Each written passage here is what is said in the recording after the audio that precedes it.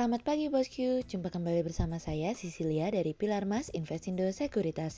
Touch your heart, touch your profit. Nah, seperti biasa kita akan mulai saja nih market review kita hari ini, Kamis 28 Januari 2021 dengan episode Dive. Maka dari itu, jangan kemana-mana ya bosku, tetap di channel Pilar Mas Investindo Sekuritas. Touch your heart, touch your profit. Pionir sekuritas channel di Indonesia.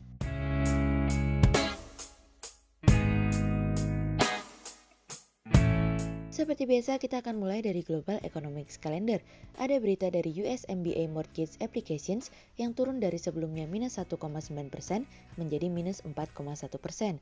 Kemudian ada dari US Durable Goods Orders yang turun dari sebelumnya 1,2% menjadi 0,2%. Kemudian ada dari US FOMC Rate Decision yang tidak berubah di 0% hingga 0,25%. Kemudian kita beralih ke Corporate News. Ada berita dari PT AKR Corporindo Tbk atau AKRA yang targetkan penjualan BBM tumbuh hingga 12% pada 2021 dari kontan.go.id. Kemudian ada dari PT Adi Sarana Armada Tbk atau ASA yang membidik pertumbuhan pendapatan sebesar 25% hingga 30% dari seluruh bisnisnya dari kontan.go.id.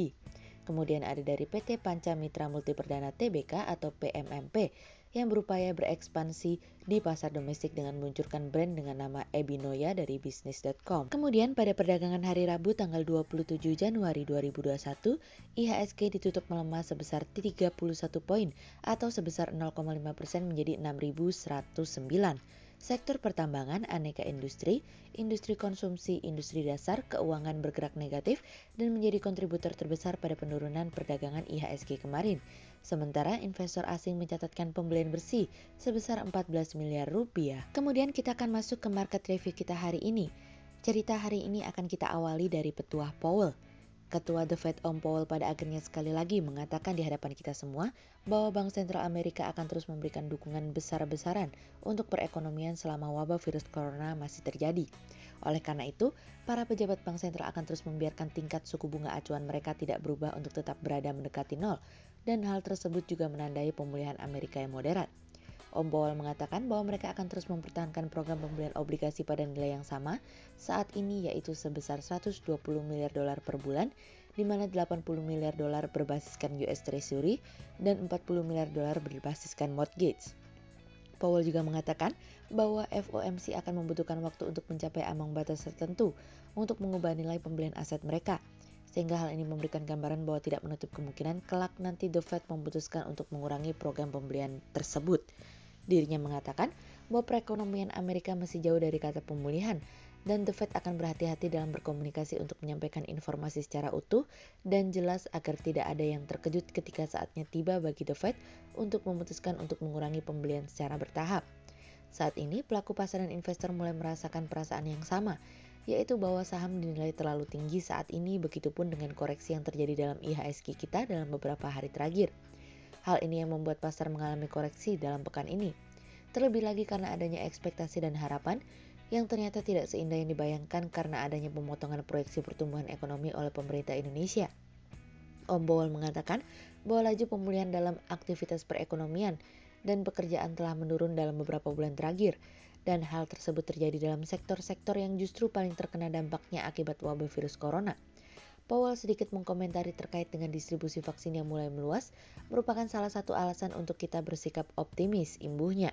Bank Sentral juga menambahkan bahwa pemulihan perekonomian akan sangat bergantung secara signifikan terhadap penyebaran virus corona melawan vaksinasi virus corona itu sendiri. Krisis kesehatan masyarakat yang terjadi saat ini akan terus membebani aktivitas perekonomian, lapangan pekerjaan dan inflasi serta menimbulkan risiko yang cukup besar terhadap prospek pemulihan perekonomian. Sejauh ini kami sangat setuju dengan apa yang disampaikan oleh Om Powell, seperti yang kami tulis dalam tulisan sebelumnya bahwa prospek pemulihan akan menjadi sebuah pertaruhan antara vaksinasi dengan penyebaran virus corona. The Fed akan menyampaikan sebuah proyeksi yang sudah diperbaharui pada bulan Agustus mendatang, hingga saat itu tiba saat ini, proyeksi tidak akan mengalami perubahan. Sejauh ini, The Fed kami melihat langkahnya menjadi lebih ringan di tengah pemerintahan Biden, karena dukungan akan mengalir mulai dari DPR hingga Senat, dan akan menjadi tanda bahwa Demokrat bersama pemerintahan akan bekerja sama untuk mendorong perekonomian mengalami pertumbuhan.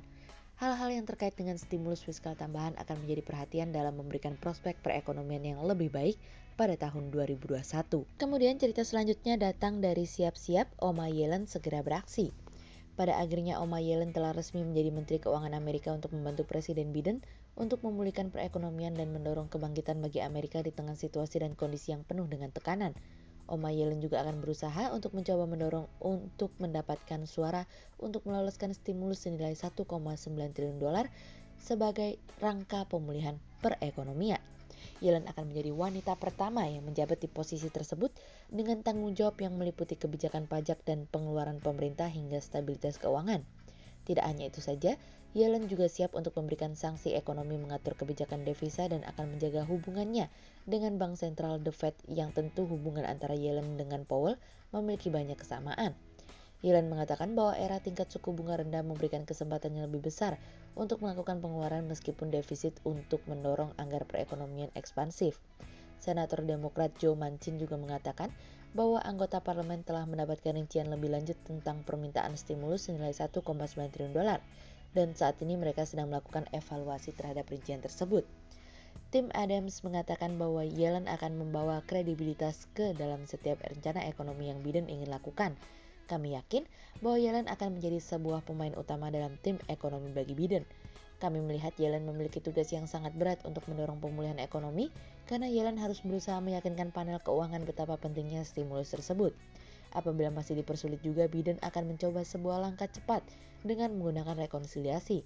Namun sebelum itu dilakukan, DPR dan Senat harus terlebih dahulu menyusun resolusi anggaran untuk tahun fiskal berjalan 2021.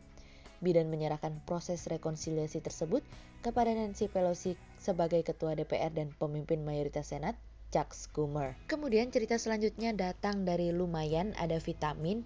Pelaku pasar merespon positif terkait pandangan IMF yang merevisi proyeksi pertumbuhan ekonomi untuk tahun 2021. IMF menaikkan proyeksi untuk pertumbuhan global tahun ini menjadi 5,5% dari proyeksi sebelumnya 5,2%. Sebagian besar peningkatan didorong oleh pemulihan di Amerika Serikat yang diprediksi akan mencapai tingkat PDB sebelum pandemi pada paruh pertama tahun ini, mengimbangi pemangkasan prediksi untuk kawasan Euro dan Inggris. IMF memproyeksikan ekspansi global 4,2% pada 2022. IMF juga menggarisbawahi pandemi memperburuk kesenjangan sosial dengan hampir 90 juta orang kemungkinan akan jatuh ke dalam kemiskinan ekstrim pada 2020 dan 2021. Amerika Serikat menjadi salah satu negara dengan peningkatan terbesar setelah menyetujui rencana bantuan 900 miliar US dollar. IMF memperkirakan ekonomi terbesar dunia itu dapat tumbuh 5,1% tahun ini dibandingkan proyeksi 3,1% pada bulan Oktober.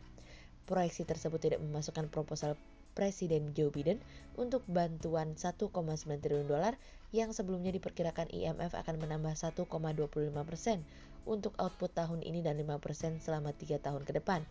Secara keseluruhan, negara-negara maju diproyeksikan akan mengalami kerugian yang relatif lebih kecil dibandingkan dengan belahan dunia lain. Proyeksi tersebut mengasumsikan ketersediaan vaksin yang luas di negara maju dan beberapa pasar negara berkembang tahun ini, dan di sebagian besar negara pada paruh kedua tahun depan. Dalam risetnya, IMF juga memasukkan kemungkinan lockdown sebelum penyuntikan vaksin tersebar luas dan jarak sosial berlanjut sampai pandemi mereda. Sehingga berdasarkan technical analisa, kami melihat saat ini IHSG memiliki peluang bergerak melemah terbatas dan ditandingkan pada level 6.090 hingga 6.269. Berikut stock watch pilar emas hari ini ya bosku. Yang pertama ada dari Wika, kemudian yang kedua ada dari Akra, dan yang ketiga ada dari WSKT. Berikut dua saham yang kami analisa hari ini ya bosku. Yang pertama ada dari BSDE atau PT Bumi Serpong Damai Tbk yang membukukan pendapatan prapenjualan atau marketing sales senilai 6,5 triliun rupiah pada akhir 2020. Tahun 2020 perusahaan membukukan pendapatan prapenjualan atau marketing sales senilai 6,5 triliun rupiah atau realisasi sebesar 90,27% dari target-target marketing sales sebesar 7,2 triliun rupiah. Meskipun tidak mencapai target, namun keberhasilan perusahaan dalam membukukan marketing sales turut diapresiasi karena di tengah kondisi ketidakpastian pandemi di tahun 2020. Sehingga berdasarkan technical analisa dalam tren pada jangka waktu short term, berpotensi untuk bullish dengan target 1.200 dan tingkat probabilitas sebesar 48%. Kemudian yang kedua ada dari Akra atau PT AKR Corporindo Tbk yang targetkan penjualan BBM tumbuh hingga 12% pada 2021. Di tahun 2021, perusahaan menargetkan penjualan bahan bakar minyak atau BBM tumbuh mencapai 12%. Target ini seiring upaya pemerintah dalam melakukan pemulihan perekonomian nasional. Dilakukannya vaksinasi nasional, diharapkan adanya herd immunity sehingga penyebaran pandemi corona dapat berkurang, sehingga aktivitas usaha kembali normal, sehingga kebutuhan BBM berpotensi meningkat sejalan peningkatan pelanggan baru AKRA di sektor industri smelter, perkebunan kelapa sawit hingga pertambangan. Belum lagi AKRA juga kembali mendapat jatah distribusi BBM jenis solar dari BPH Migas. Hal ini akan berpotensi memberikan kontribusi pada kinerja perusahaan.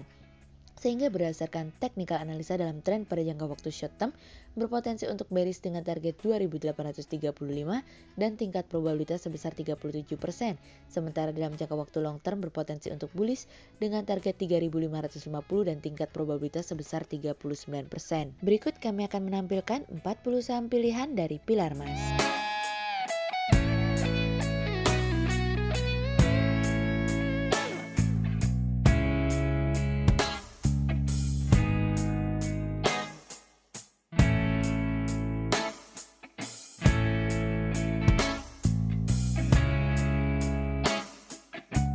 Sekian untuk review market kita kali ini ya bosku. Untuk info lebih lengkapnya bosku bisa download PDF dengan klik link di bawah video ini, atau bisa juga langsung akses ke website kami di www.pilarmas-investindo.co.id. Dan jangan lupa untuk selalu jaga kesehatan buat para bosku ya. Kita akan bertemu lagi besok pagi untuk market review yang berikutnya. Jadi jangan lupa like, subscribe, dan tonton terus channel Pilar Mas Investindo Sekuritas. Touch your heart, touch your profit.